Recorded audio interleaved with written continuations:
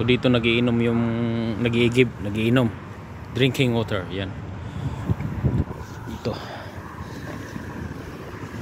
Nag-toilet lang tayo dyan, no? Nag-break tayo ng 45 minutes dito. So galing ako ng Belgium Netherlands border. So tapos biyahe Germany, Austria. So malapit na ako sa Budapest. 200 km na lang. Nag-rest lang tayo ng 45 minutes, no?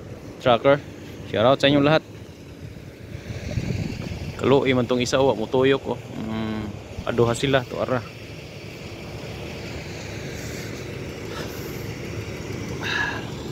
So yan, diretso na tayo. Tapos na yung break siguro natin, 45 minutes. So uwiin dyan, papunta Budapest ito. Itong mga parking na ito, libre din ito lahat. Ay, tubig din libre, toilet libre. Saan ka pa? So ito yung mga kuha natin na mangyayari sa atin. Yung ganito ba, no? So push natin siyempre para naman ano, malay mo makaisip sila at makapanood si kuan president sa president, makapanood si president ba, no? Na bigyan din ng parking ng mga truck, priority mga truck ba, ng ganito ba, bigyang halaga, no? Sana all. Libre yan, parking. Ganda ng bagong Ford, no? Pugi, ganda ng pugi, no? Bago, tainga na lang na ang ano nito nasa loob sa side mirror. So check ko yung pangarga ko. Yung pangarga ko puro ano to, puro mga iced tea.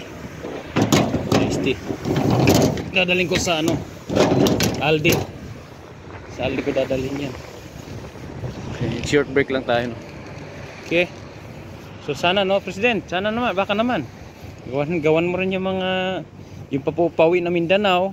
Yan, pauwi ng papunta sa North Luzon, Visayas, Mindanao, no? Yung mga ganitong parking ng truck, no? So tingin nyo, truckers, mangyari kaya? Tatakbo na lang ako ng presidente. Papagawa ko itong mga ganito para sa mga truck. Kasi ang mga truck ay napakalaki ng tulong talaga. Kasi ang mga pangarga, kami nagdadala sa mga iba't ibang lugar, di ba? Kaya nito, para naman ano. Yan ko nga, i-brake ko. Uy, sobra na. Takbo na ako. Alright, bye bye, ingat lagi, truckers.